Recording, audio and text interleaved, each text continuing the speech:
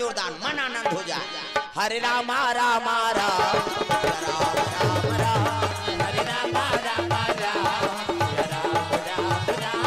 हरे राम राम राम सिया राम राम राम हरे राम राम राम सिया राम राम राम हरे राम राम राम सिया राम राम राम हरे राम राम राम सिया राम राम राम।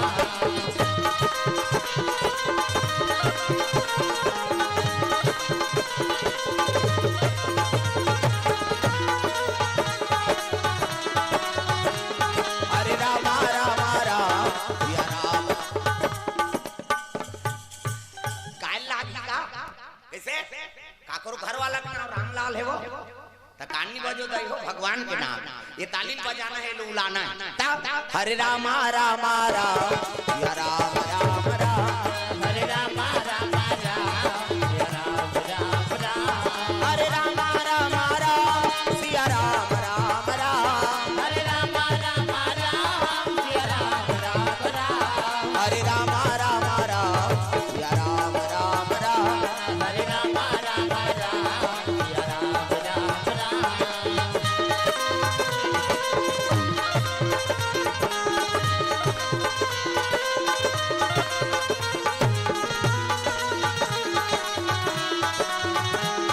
हरे राम राम राम सिया राम राम राम हरे राम राम राम सिया राम राम राम। प्रेम से बोल भी लक्ष्मी नारायण भगवान की ग्राम देवी देवताओं की अजी शंकर भोला कैलाश निवासी भैया पार्वती मैया निवास करे भैया पार्वती मैया निवास करे भैया जतन करो जिंदगी के भजन कर लो राम के जतन करो जिंदगी के भजन कर लो राम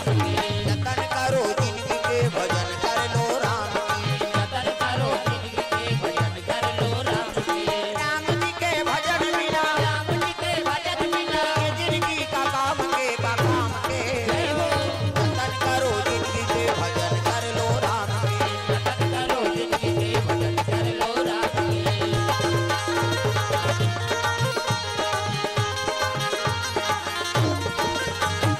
प्रेम से बोल सीताराम भगवान की। तो कैलाश पर्वत में शंकर जी का निवास है। शिव जी के निवास से कैलाश का बरकत है जी।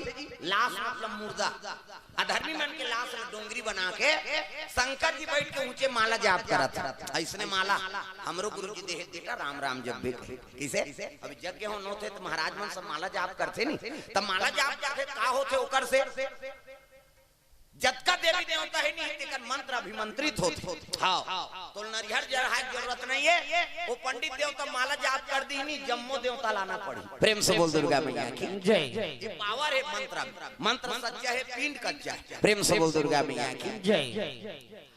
शिव जी माला जाप करत है राम नाम की माला है नहीं अब माता पार्वती बैठे हैगा जोगी का काम भजन करना है बोला। हाँ दुनिया से कोई मतलब नहीं है केवल भगवान के नाम ही जाप करना है और शिव जी से बड़े जोगी और नहीं है दादा सादर जपहि अनंगाया राती और तुम पुनि रामा राम दिन राती दिन और रात भोलेनाथ माला जाप करत है। हमार मन के तो पूजा करे समय है लेकिन शिव जी के समय नहीं है दादा वो आधा रात को उठ के तो की जवान शुरू कर दी सो और सबले बड़े पूजा मानसिक पूजा सबले बड़े पूजा है मानसिक पूजा। सूत के उठ गए नहीं तो जठनच पे बैठे बैठे भगवान के नाम ले दे वो जल्दी स्वीकार होते है। हम बरस नहीं करे हम स्नान नहीं करे तो स्नान करत ले तो ब्रह्म मुहूर्त समय निकल गए गृह कार्य नाना जंजाल ऐठन जंजाल में हम फंसे और भगवान के सात्विक पूजा और मानसिक पूजा सबले बड़े पूजा है। वो गठना नींद खुलिस नहीं तो भगवान के नाम जाप कर दे बैठे बैठे पूजा हो जाए जा। प्रेम से बोल दुर्गा मैया की जय। पूजा जल्दी स्वीकार होते भगवान साधु संत मान सब जंगल में रही कते कर वो कई दिन तपस्या में बैठे थे दियार चढ़ गए तो नहाए मानसिक पूजा मन से, और बड़े पूजा कोई चीज नहीं है। आत्मा निर्मल रहना चाहिए, भगवान की शरणागति होना चाहिए। एक से बड़े पूजा नहीं बताएगी। प्रेम से बोल दुर्गा मैया की जय। शिव जी हाँ जाप करा थे, पार्वती मैया कहे लगे भोलेनाथ भोजन लग पा लेते तहन पूजल कराता थे। रात दिन तोर भोजन खवई हो, लाख काम छोड़ के भोजन करो और करोड़ों काम छोड़ के भजन करो। पार्वती कहते तब भोजन लग पा लेते महाराज, अरे खवई सबर दिन है, भजन हाँ पर दिन। प्रेम से बोल दुर्गा मैया की जय।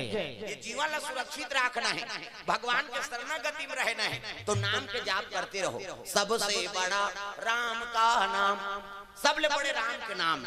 सब मंत्र बांट दी शंकर जी, लेकिन एक बीज मंत्र रखे होकर नाम राम। प्रेम से बोल दुर्गा मैया की जय। तो कहीं मंत्र नहीं आए, केवल राम के नाम ल जाप सकता, और राम के नाम ल जाप करते वो जीव अमर हो जाते। अब एक बड़े औ का प्रयोग ले बेते। प्रेम से बोल दुर्गा मैया की जय। पार्वती कथे का रात दिन इसने माला जाप कराइए दाई खाती, तो हम बर्तन भाड़ा मानते, माता मन के टेंशन, घर परिवार में सब लोग भोजन करे ही, अपन खही तो 1 घंटा ऊपर हाउ काम पूर्थे हो भाई बर्तन भाड़ा मानते हैं, तेकर रात दिन आंखीच मुंदाई है नहीं। अब कैसनो रहा जी पति हा ओकर घर वाली कर एक दू हाँ वो गाड़ी खही जो हम बता था, वो राष्ट्रपति होई नहीं तो कर घर वाली का नहीं चले ओकर, हम बात बता।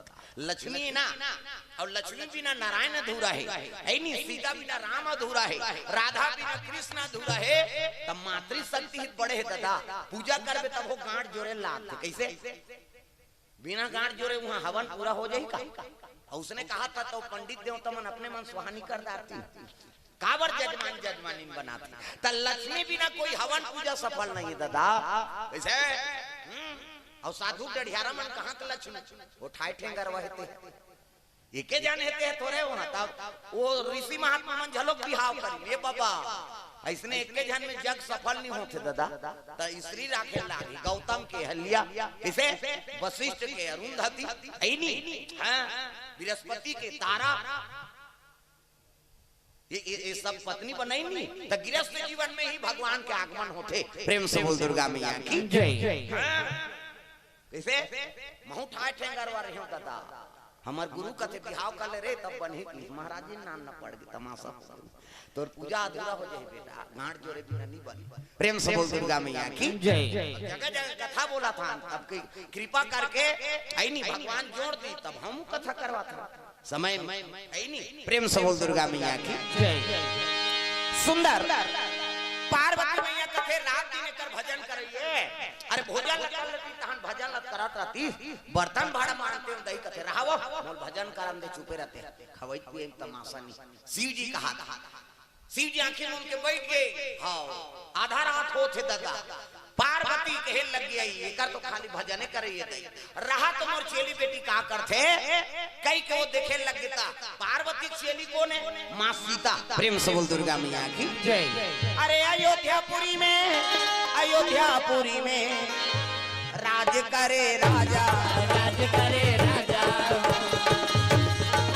राजा राम जी, राजा राम जी, जानकी रानी, जानकी रानी, राजा राम, राजा राम, जानकी रानी, जानकी रानी। आए हो मानो जिंदगी तो राम नाम गालो, आए हो मानो जिंदगी तो राम नाम गालो, आए हो मानो जिंदगी तो राम नाम गालो, आए हो मानो जिंदगी तो राम नाम गालो। हर दिल में वो बसे हैं, हर दिल में वो बसे हैं, उसे प्रेम से पुकारो। आए हो मानो जिंदगी राम नाम गालो, आए हो मानो जिंदगी तो राम नाम गालो।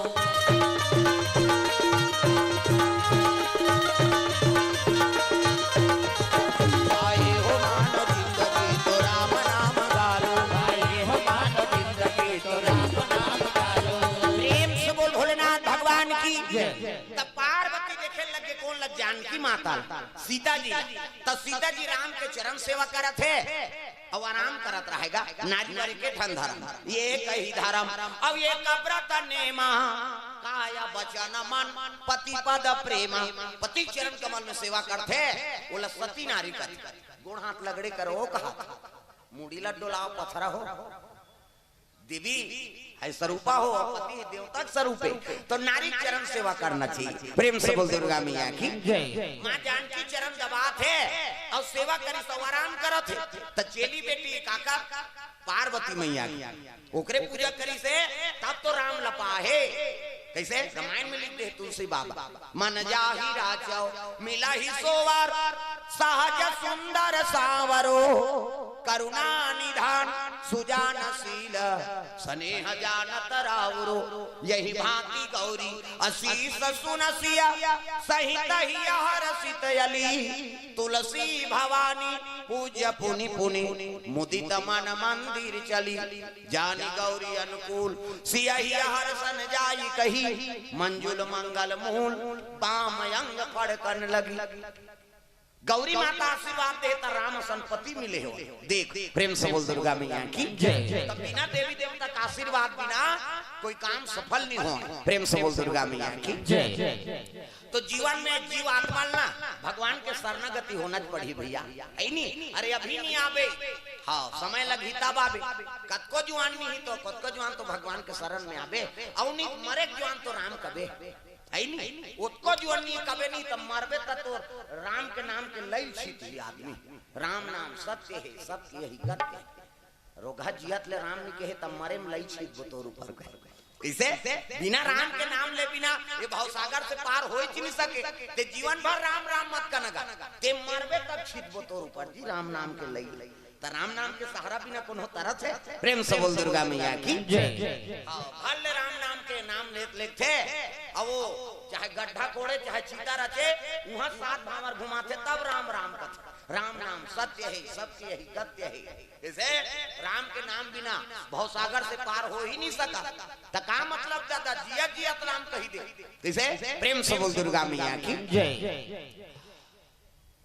आराम करते सीता माता लग देख के पार्वती मैया कहन लगी आई चेली बेटी आराम करते आओ ये तो माला जाप करे लीन है दई है नहीं त लीला रख देथो लीला दुनिया मोला जानते मोर बहिनी मनाऊ है तेकरो उद्गार हो जाए देवी मन के ऐसे कह के पार्वती लीला रख दी। प्रेम से बोल दुर्गा मैया की जय।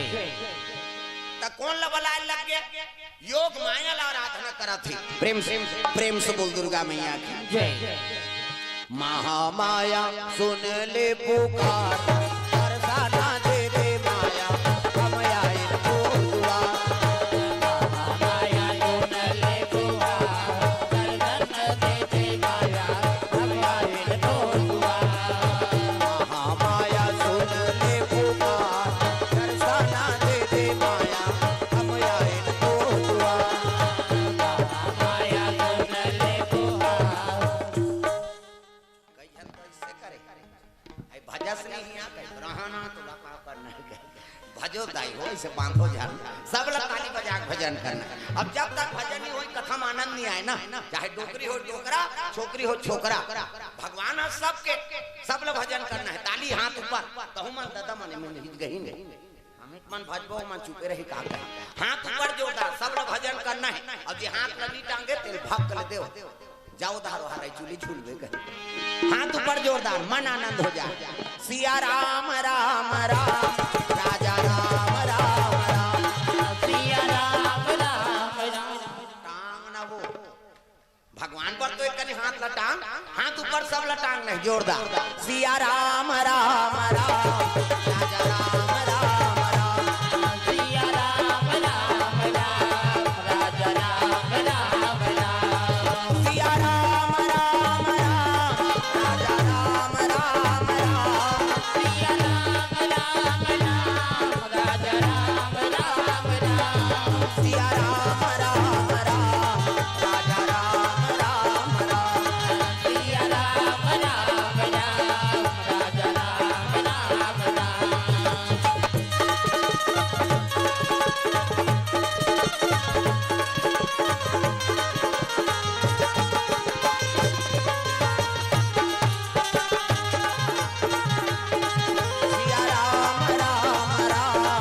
राजा राम राम राम सिया राम राम राम राजा राम राम योग माया प्रकट हो के पार्वती करा प्रणाम दीदी कथे खुशी रहा। अब दीदी घर वाला का कबे वाह वाह और बड़े दीदी घर वाला का कबे कौन है जीजा कथे मोलनी सुहा जीजा मीजा कथे थे दीदी और भांटो वैसे हम छत्तीसगढ़ में निवास करे और भांटो कबे ते हृदय प्रफुल्लित हो जाते। हाँ तो जीजा कहा जीजा जीजा नीचे है मरही तो बाबा नहीं बांचे तो रे जीजा मार खा का है दीदी और भांटो वैसे प्रणाम करे लगे प्रणाम भांटो ते आंखें मुंदे बट आंखें उघार के देखते योग माया ऐसे कैसे आया दीदी वाला हाथ मोर भजन कीर्तन झन बिगाड़ दी इसे शिव जी हाँ कहे लगे थे तो हाँ दीदी से निपट जा का बात है दीदी कार बला है एक काम करते बहिनी दुनिया में तोला हमला जाना थे त देवी मन का उद्धार हो जाए लीला रचत हम त का करो कते मोर चेली बेटी कर अयोध्यापुरी जा और सपना दिखा दे का सपना सोना के रुख के खांधी बेल के पत्ता मूंगा खार और ऊपर में फूल फूल है कहर कहर महार महार वो फूल प्राप्त करेगा सीता जी के मन में तृष्णा जाग जाए। प्रेम से बोल दुर्गा मैया की जय। ये ध्यान लगा कथा सुनो ये रामचरितमानस में नहीं है कथा ये दूसरा मानस के कथा है। हाँ तो टीवी में भी नहीं दे दादा ईशान हाँ जे दूठन कथल पढ़ के चला थे नहीं तो ओकर भट्ठा बैठ गए मैं बता देते। हाँ हमन कहाँ तो तीर्थ यात्रा जाता तो वहाँ बेदे पुराण नाम था। हाँ खाई खजाना रोज खावे ये तो जीवन भर के खाई है नहीं। हाँ अभी सावन में फिर केदारनाथ यात्रा बने भगवान की दया होगी तो फिर सावन में जाबो। प्रेम से बोल दुर्गा मैया की जय।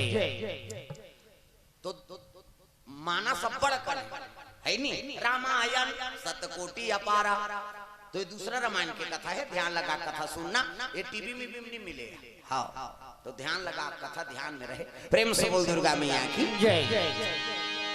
सपना दिखा दे बहिनी कथे का सपना सोना के रूख के खांधी बेल के पत्ता मूंगा फार और ऊपर में फूल फूल है कहर कहर महार महार वो फूल प्राप्त करे बार सीता जी के मन में हाँ तृष्णा जाग जाए बस अतकी सपना दिखावे कहानो पाल लीला बन जाए। प्रेम से बोल दुर्गा मैया की जय।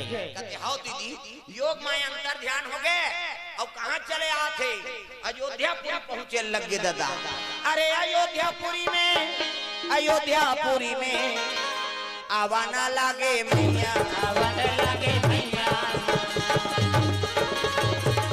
सीता जी को सपना दिए भैया सपना दिए भैया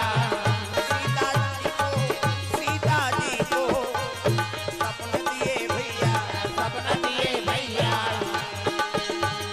जो बोएगा वही पाएगा जो बोएगा वही पाएगा तेरा किया आगे आएगा सुख दुख है क्या सब कर्मों का जैसी करनी वैसी भरनी जैसी करनी वैसी भरनी जैसी करनी वैसी भरनी जैसी करनी वैसी भरनी ओ जैसी करनी वैसी भरनी जैसी करनी वैसी भरनी जैसी करनी वैसी भरनी जैसी करनी वैसी भरनी। बोल दुर्गा मैया की जय। सीता जी राम जी शयन करे तब सपना दिखा दी योग माया हाथ ऐसे करी तब 1 2 3 50 दिन कही ये देवता मन ऐसे करते तो यहाँ फोकस निकल मोरो निकलते फिर अंजोर में नहीं दिखत देवी देवता ऐसे करी तो यहाँ फोकस निकल। सीता जी सपना सुनते थे सपना दिखाए लगे दादा कैसे योग माया है ना और जहाँ जहाँ भगवान के प्रदान हाँ पदार्पण हो है योग माया पहली आगमन हो है कृष्ण अवतार हो कैसे योग माया इसनी। प्रेम से बोल दुर्गा मैया की जय।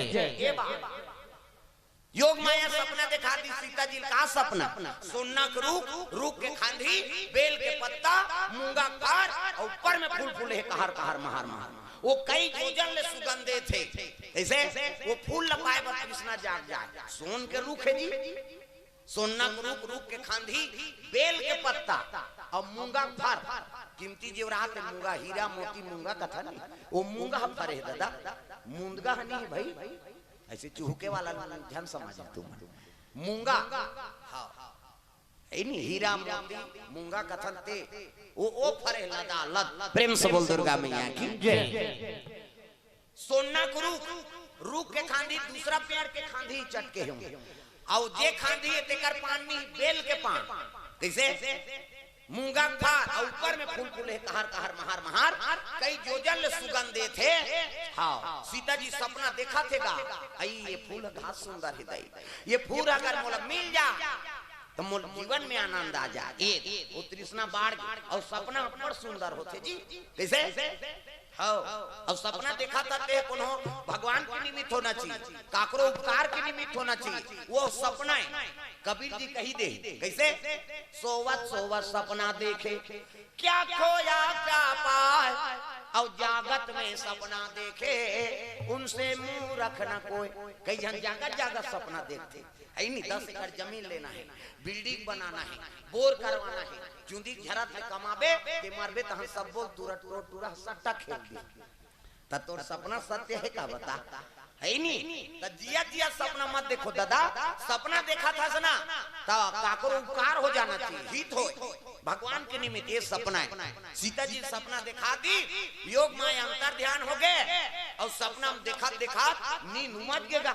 सीता जी देखते तो आधा रात है ये सपना ही नहीं और घास सुंदर फूले वो फूल में मंगवा कर रहूं कह के आधा रात के भगवान के चरण ल पकड़ दारी उठा थे भगवान।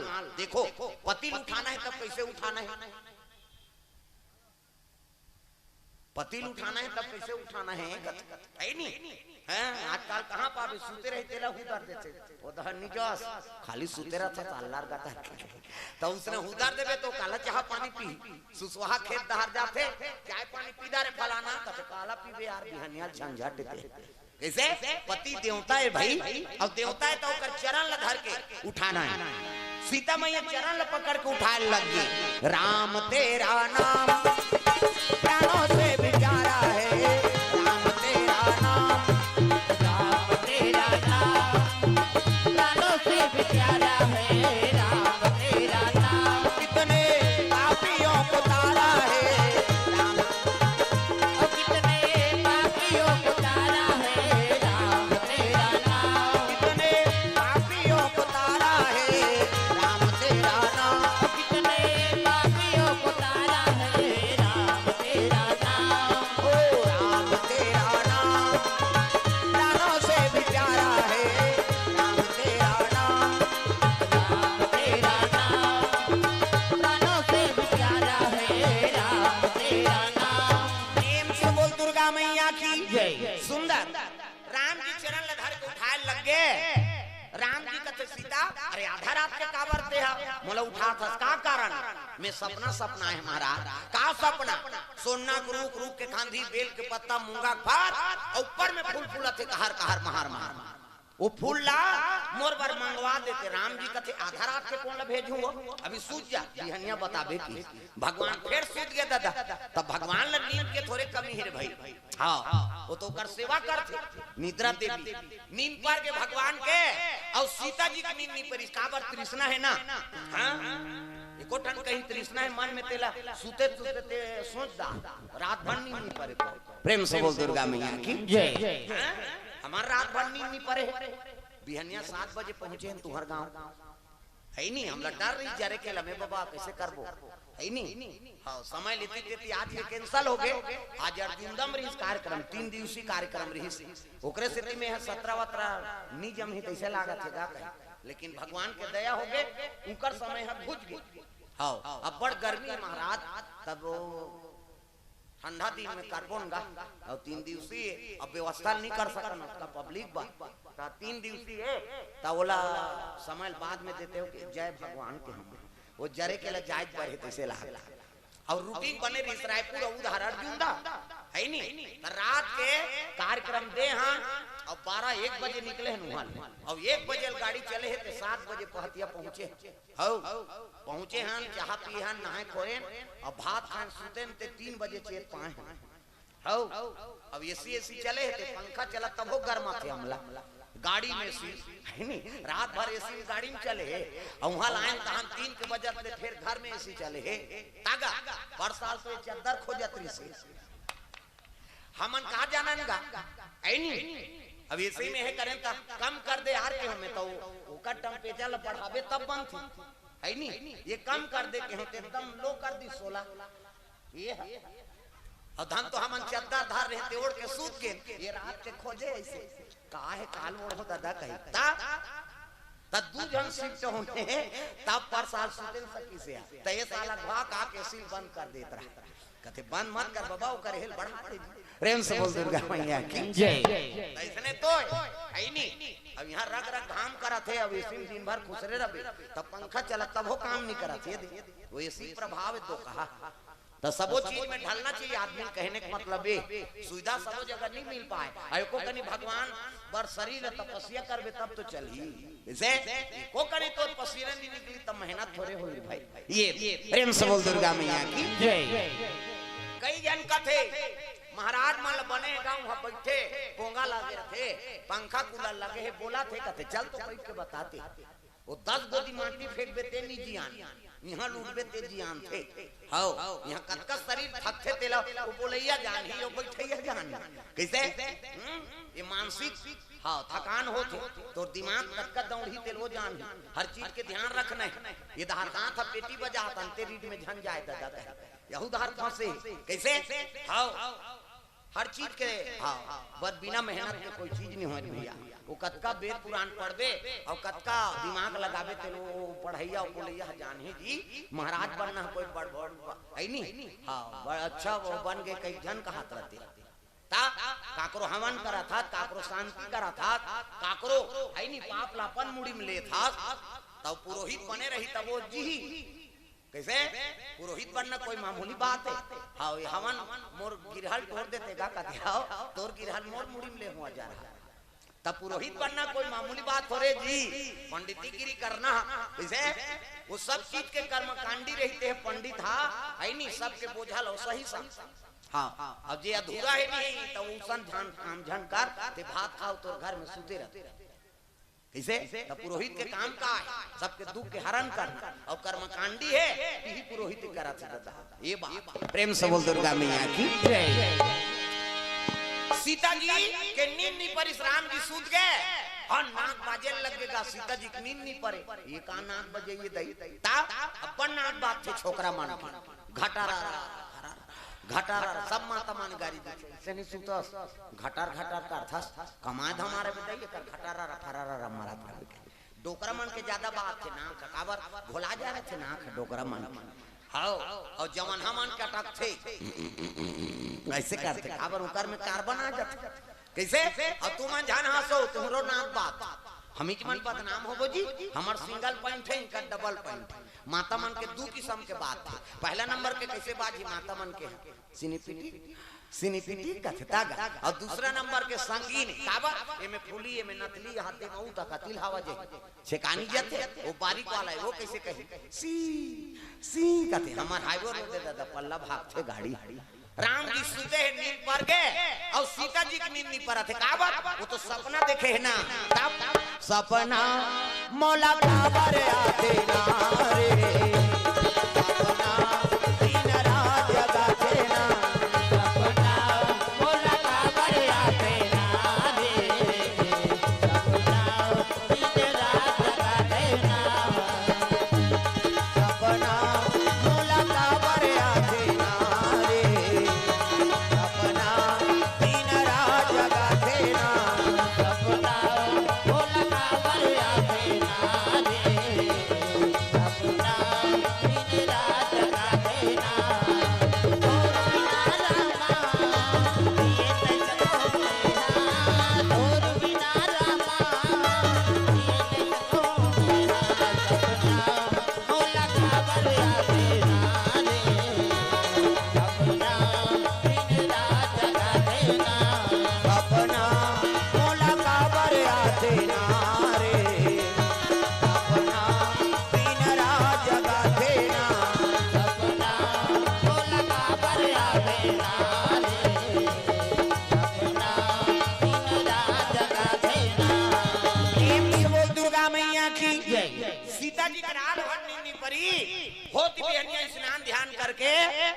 सरकार माला जाप करा थे, सीता मैया स्नान ध्यान करके पहुंची, प्रणाम प्रभु कथ आया सीता।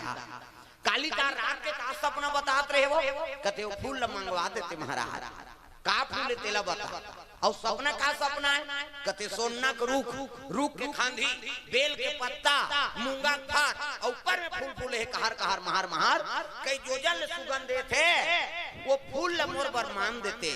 ऐसे किस नहीं, तब तो कहे लगे सोना का रूख, हम 14 साल बनवास देते को टिकी नहीं फूटे रही, सोन के कहीं पेड़ हो ही ऐसे की इसका हम देखे हैं सोना को रूख के खांधी, बेल के पत्ता, मूंगा खा, और ऊपर में फूल फूल है कहर कहर महार, कई जोजन ले सुगंध देते महाराज। वो फूल मोर बर मंगवा देते। ता का फूल है वो, गुलाब फूल है, कमल फूल नहीं, चंपा मोंगरा नहीं, ता गोंदा फूल है, दसमा नहीं, ता का फूल कौन जानी दे, नहीं जाना तो कैसे मांगा। अरे फूल के नाम लग बताओ, हम नहीं जानते भाई, उसने फूले नहीं देखे। और फूल मोर बर मंगवा दे, कई किलोमीटर लोकर सुगंध फैला थे महाराज, कृपा कर देते वो फूल मंगवा देते। तब तो राम सरकार कथे सीता वो फूल फूल नहीं हो, जंजाल है। प्रेम से बोल दुर्गा मैया की जय। कैसे वो फूल नान देते महाराज, अरे नी नाने सको वो में तो 7 समुंदर पार मानो वह लंका ले गिरी रावण, रावण ने मार दारे और बोले विजय हो के नाम दारे, तो फूल नी नामते महाराज ते सबले बड़े देवता, सब दुनिया के देवता। बजान हो थोड़ा कल फोड़ दी ही है, कम से कम ताली लत मिलाओ। दुनिया के देवता सेवा तो न्योता, सबला सिखाते यह मनौता। दुनिया के देवता